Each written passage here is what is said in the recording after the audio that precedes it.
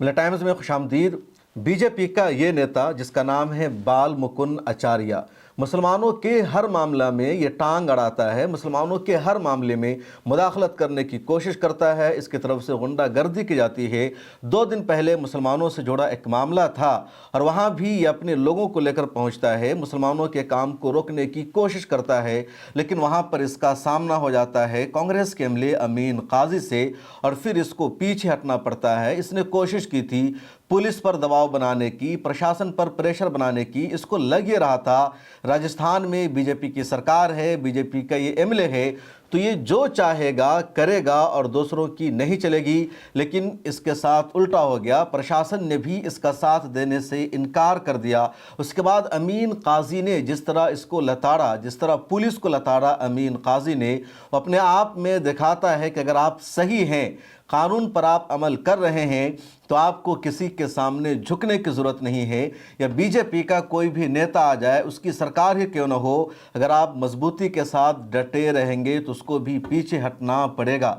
जयपुर में एक और मामला हुआ और ये सिर्फ कल की खबर है, और ख़बर यह है कि इस वाक़या के हो जाने के बाद एक दूसरा मामला लाया गया दंगा भड़काने का, फसाद भड़काने का। और जब भी हिंदुस्तान में कोई बड़ा फसाद भड़काया जाता है, मुसलमानों को नुकसान पहुंचाना मकसद होता है, तो वहाँ पर गाय का इस्तेमाल किया जाता है। और जयपुर में भी ऐसा ही हुआ। 4-5 लड़कों ने गाय को पकड़ा, उसको काटा और उसके चमड़े को एक इलाके में जाकर लटका दिया। उसके बाद जिन लोगों ने गाय का चमड़ा लटकाया था, उन्हीं लोगों ने पुलिस को फ़ोन करके इत्तला भी दिया कि यहाँ पर गाय का चमड़ा लटक रहा है। मुस्लिम कम्युनिटी के लोगों ने गाय को ज़बह कर दिया है, चमड़ा वहाँ पर लटक रहा है। और एजेंडा था, मकसद था मुसलमानों के ख़िलाफ़ एजेंडा चलाना, मुसलमानों को गिरफ़्तार करवाना, दंगा करवाना।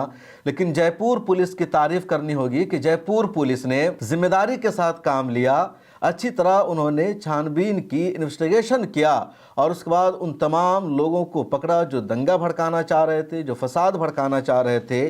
और जिन 4 लोगों का नाम सामने आया है गाय का चमड़ा लटकाने में, उनके नाम सुनकर आप भी हैरान हो जाएंगे। एक नाम उसमें है बंटी शर्मा का, दूसरा नाम है दीपक शर्मा का, तीसरा नाम है शैलेश का, चौथा नाम है इंद्रजीत का। तो ये 4 नाम हैं जिसको जयपुर पुलिस ने गिरफ्तार किया। और इन सब का जुर्म यह है कि इन सब ने गाय को काटा, उसका चमड़ा लटकाया और इन्हीं में से एक ने कंट्रोल रूम को, पुलिस को फ़ोन करके ख़बर भी दी। एजेंडा था मुसलमानों के इलाके में दंगा करवाना। अब आइए आपको बताते हैं पहली खबर के बारे में जो बहुत ज़्यादा खबर है। जयपुर का एक इलाका है चांदपोल, और चांदपोल के इलाके में 150 साल पुरानी कब्र है वहाँ के मशहूर बुज़ुर्ग हज़रत अनवर शाह बाबा की। चांदपोल में तकरीबन 150 सालों से कब्र मौजूद है, लेकिन यहाँ पर मज़ार नहीं बन सका था। सब्ज़ी मंडी भी यहीं पर है। अब वहाँ के एमएलए अमीन काजी ने सरकार से एक फ़ंड रिलीज़ करवाया, वर्क ऑर्डर लिया और उसके बाद मज़ार का काम शुरू किया गया सब्ज़ी मंडी में। अब वहाँ पर मज़ार का काम शुरू था, 20 लाख रुपए का फ़ंड उसके लिए रिलीज़ हो चुका है। सरकार की परमिशन से, नगर निगम की परमिशन से काम चल रहा था। इसी बीच बाल मुकुंद आचार्य जो दूसरे इलाका के जयपुर में एमएलए हैं, वो वहाँ पर पहुँच जाते हैं और हंगामा शुरू कर देते हैं, अपने समर्थकों के साथ पहुँचते हैं और वो जाकर के वहाँ पर बोलते हैं यहाँ पर ये मज़ार क्यों बन रहा है, इल्लीगल तरीके से बन रहा है, इसकी कोई परमिशन नहीं ली गई है, इसको बनाने की इजाज़त नहीं दी जाएगी। क्या कुछ कहा बाल मुकुंद आचार्य ने, आप सुनिए। जिस प्रकार का अनधिकृत तरीके से चांदपोल में परकोटे को नुकसान पहुंचाकर चांदपोल सब्जी मंडी के भीतर में गुपचुप में जो मकबरा, मस्जिद या जो भी कोई भवन बनाने का प्रयास किया जा रहा है, वो बिल्कुल गलत है।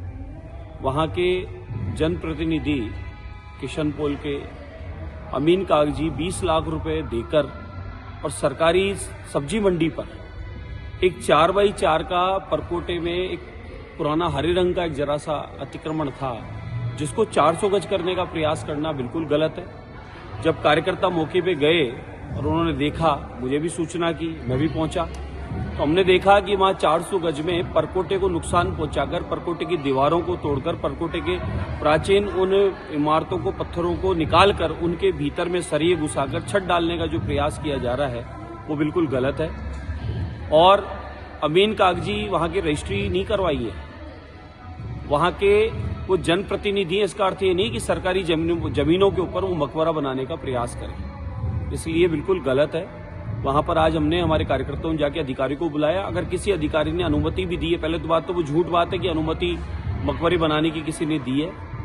हो सकता है मंडी के किसी सुविधा की मांग की हो, लेकिन उन्होंने उसकी आड़ में वो न करके मकबरा जो बना रहे वो गलत है।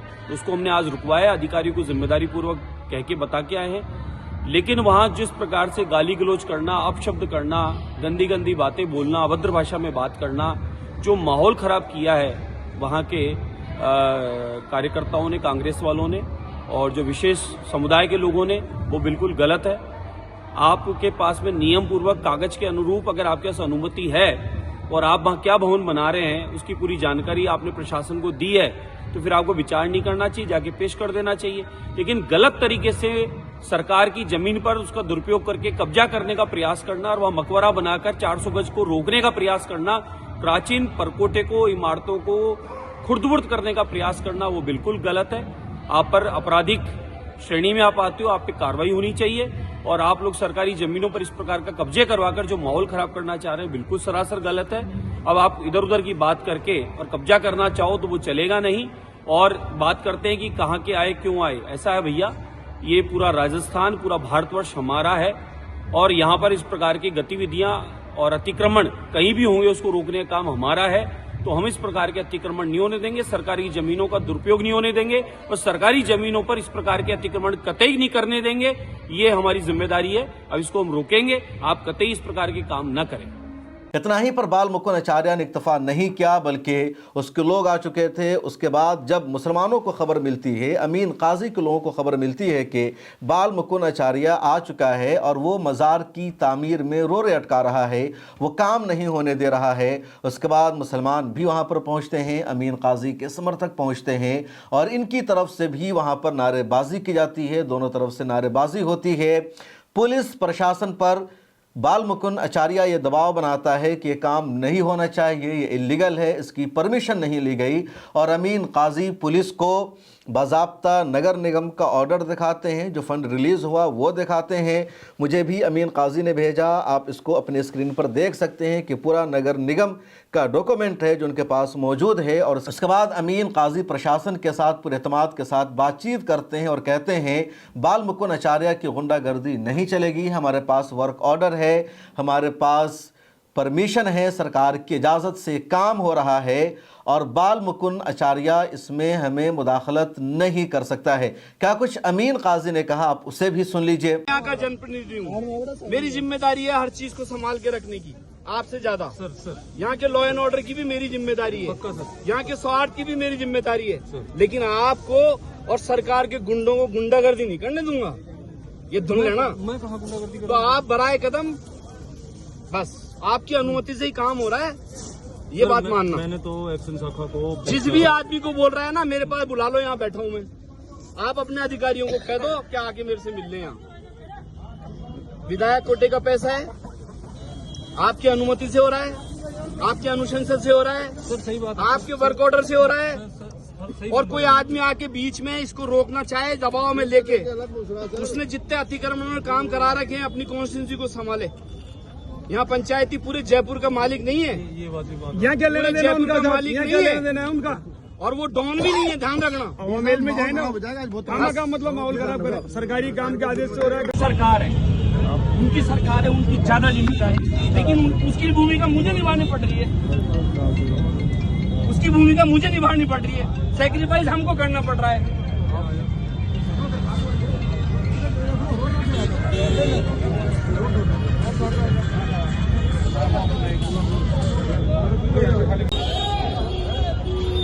देखिए अभी तो कोई बात ऐसी विशेष नहीं हुई सरकारी स्तर पे, बट मैं एक बात कहना चाहता हूँ कि सरकार में जो लोग बैठे हैं उनकी एक नैतिक जिम्मेदारी है कि सांप्रदायिक सौहार्द कैसे बना रहे।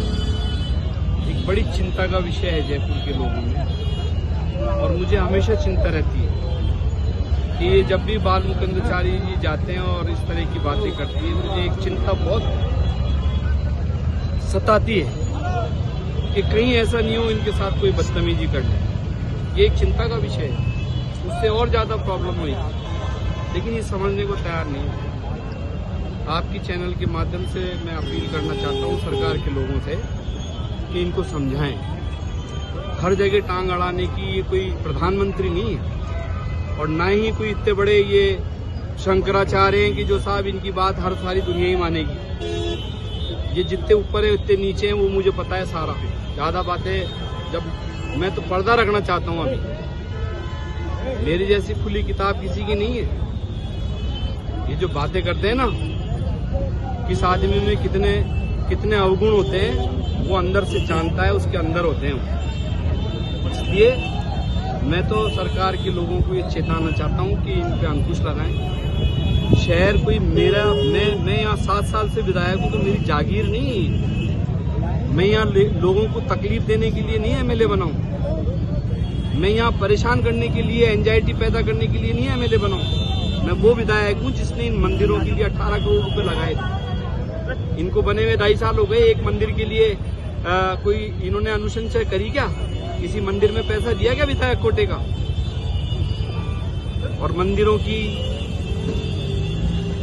अब छोड़ो बात, मैं नहीं रहना चाहता। समझ रहे हैं लोग क्या कहना चाहता हूँ। अभी इन्हीं के विधायकों ने, इन्हीं के लोगों ने कितनी बातें करी थी कि सरकारी जमीनें बेची जा रही हैं, मंदिर माफी की जमीनें बेची जा रही हैं। अरे भाई, आप इतने पद पे बैठे हो, आपके पास 2-2 पद हैं, आप लोकतांत्रिक व्यवस्था में भी हो, आप धार्मिक व्यवस्था में भी हो। क्या तरीका है आपका? क्यों करना चाहते हैं इसको? काम चल रहा है, लीगल फॉर्मेट में काम चल रहा है। मैंने अनुशंसा करी, सरकार ने सरकार ने फाइनेंशियल अप्रूवल दिया, टेक्निकल अप्रूवल दिया, मेरे से 20 लाख रुपए लिए। उसके बाद निगम ने टेंडर किया, एनआईटी करने के बाद में वर्क ऑर्डर किया, वर्क ऑर्डर करने के बाद काम हो रहा है। तो इनकी जागीर है कि जहाँ चाहेंगे काम रुकवा देंगे। क्यों रुकवा देंगे? विधायक कोटे का पैसा ये मंदिरों के लिए मैंने 2.5 साल पहले दिया था, जब नहीं आए थे, जब परकोटा नहीं था। आज परकोटे की बात कर रहे हैं। 37 किलोमीटर में हजारों निर्माण परकोटे में 6 मीटर में हुए हुए हैं और सैकड़ों मंदिर बने हुए हैं। ये जो हमारा चांदपोल हनुमान जी का मंदिर है, उसमें पिछली जब मैं फर्स्ट टेन्योर था 35 लाख रुपए मैंने दिए उस मंदिर के जीर्णोद्धार के लिए। वो भी तो परकोटे के पास है। उस टाइम क्यों नहीं बात करी इन्होंने? ये सरकार है, ये तरीका है इनका। गुंडागर्दी फैला रहे हैं। कौन डरता है इनसे? परकोटे के पास मंदिर बनाया ये परकोटे वाले गणेश जी, ये मैंने बनाया। पूछो ये सारे लोगों से, बनाया मैंने बनाया, मैंने पैसे दिए। वो सामने वाली प्याऊ बनी हुई है, वो मंदिर के पास है, मैंने दिए। वो सामने जनाना हॉस्पिटल के पास में वो मंदिर बना हुआ है, मैंने पैसे दिए। ये चांदपोल हनुमान जी का 35 लाख रुपए मैंने दिए। कहाँ थे ये विधायक? इन्होंने दिए क्या? जयपुर की जनता को परेशान करने के लिए विधायक बन गए। कोई नहीं बनाएगा आगे, जमानत है जब तो होंगी। बकवास करते हैं ये। अभी क्या स्थिति? आपने सुना अमीन काजी को। उस दरगाह के जो दूसरे जिम्मेदारान हैं वो भी वहां पर मौजूद थे और सभी ने अमीन काजी का साथ दिया और कहा कि अमीन काजी सही है, बाल मुकुंद आचार्य को यहाँ पर माहौल ख़राब नहीं करने दिया जाएगा। प्रशासन ने भी, पुलिस ने भी अमीन काजी की बात को सुना और अब मुमकिन है कि अगले दिनों में दोबारा मज़ार की तामीर का सिलसिला शुरू हो जाएगा। और बाल मुकुंद आचार्य ने जिस तरह यहाँ पर आकर टांग अड़ाया, माहौल ख़राब करने की कोशिश की, अमीन काजी के सामने बाल मुकुंद आचार्य की जो पूरी हैकड़ी थी वो निकल जाती है।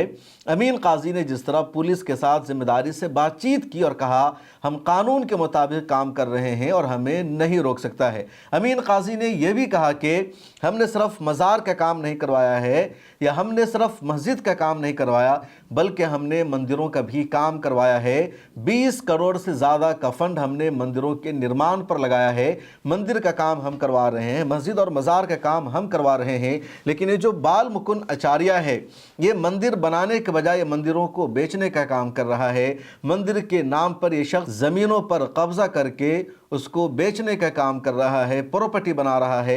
लेकिन हम काम कर रहे हैं, हमारे पास सबूत है। और बाल मुकुंद आचार्य को ये लगता है कि उसकी सरकार है तो वो जो चाहे करे, वो जैसे चाहे करे, ऐसा नहीं होगा। अब मामला क्या है वो समझिए। जयपुर में मिला टाइम्स के नुमाइंदा मौजूद है नाजिम हसन। उन्होंने बताया कि चांदपोल का ये जो इलाका है, यहाँ तकरीबन 150 सालों से मौजूद है हज़रत अनवर शाह बाबा की कब्र, और बहुत दिनों से मुतालबा था कि यहाँ पर मज़ार बने, लेकिन मज़ार की तामीर नहीं हो पा रही थी। उसके बाद अमीन काजी ने वादा किया था कि यहाँ पर एक मज़ार की तामीर की जाएगी।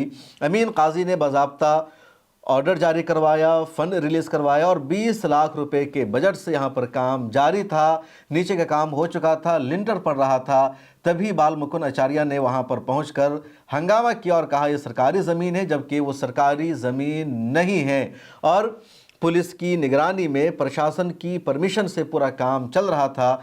बाल मुकुंद आचार्य को यहाँ पर कोई भी ऐसा शोषा नहीं मिल सका जिसकी बुनियाद पर वो इसको इलीगल गैर कानूनी साबित कर सके, उसको पीछे हटना पड़ा। बाल मुकुंद आचार्य का ये कोई पहला काम नहीं है मुसलमानों के मामले में टांग अड़ाने का, बल्कि बाल मुकुंद आचार्य के सोशल मीडिया को आप जाकर देखेंगे, फेसबुक को जाकर देखेंगे तो रोज़ाना ही इस शख्स का यही काम है।